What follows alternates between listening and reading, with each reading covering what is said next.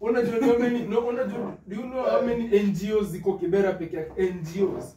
Na wewe buda kuna wasewezi kubali hiyo ngori. Unajua NGO haikujangi na crate inawekwa hapa. NGO ni tangu hapa ikusaidie. NGO na kujanga ilete shida. Ndio upigwe picha watu wapate pesa kwa shida yako.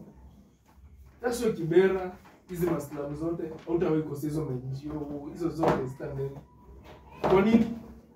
Ndio hao watu tajirike, unaona msande na namba plate ya red, diplomat nini kwa pesa yenyewe alisema wewe maybe uko na shida ya kidney unasaidi wangu starvation au kulangi unaletwa unga 2 na kamchele kamoja na unalipa school fees ya shule ya Kanjo 2,000 unaomba tunalipa we need to improve their life so development so unaona sasa hata sijui kama unless mtu mwenye tu huyo tu tuseme tu mtu si unajua mtu hajatumwa na Mungu tuseme tu mtu mwenye ametumwa na Mungu ndio kuja yenyewe atoe hizo vitu yenyewe waseme hizo vitu zinaangaisha watu lakini hao wengine hata kama ametumwa na Mungu bado atapata rebellion because even people in part percentage utapata kuna certain percentage in the ghetto enye wana feel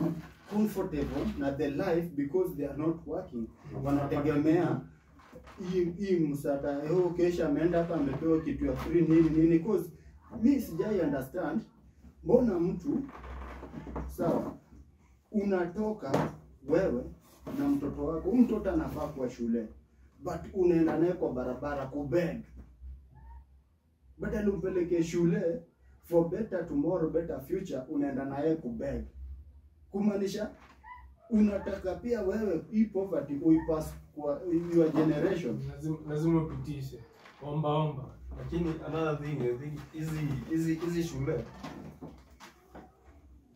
hii shule business system inakufunza kama unaweza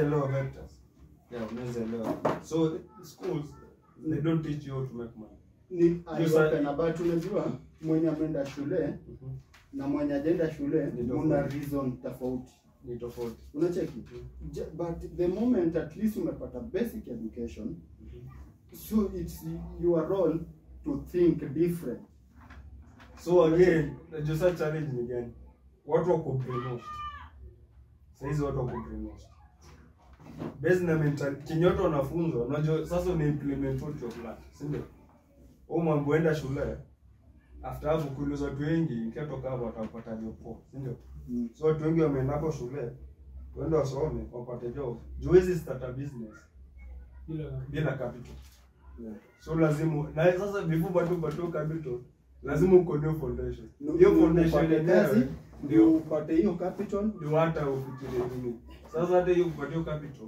shida okay mi advice siku buy nikiwa shule yatina kusomesha ndio usichome mahindi kando ya barabara so in school of life siku hizi no piga calculation naona msana choma mahindi amechoma venye anameka lot hata kuliko mwalimu anaacha hivyo same mentality ya kuzaka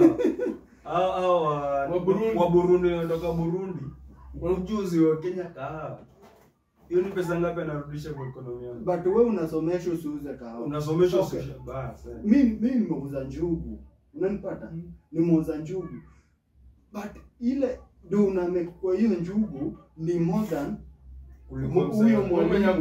huyo mwalimu na hiyo inakam kwa hii swali ndio uende usomee walimu unapata grade gani I think C+.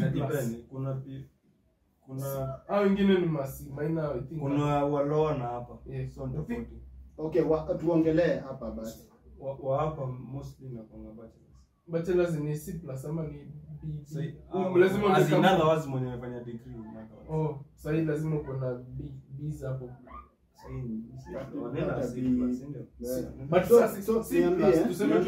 mtu wa C anakusomesha upate A huyu mtu alikuwa average student anasomesha aje engineer?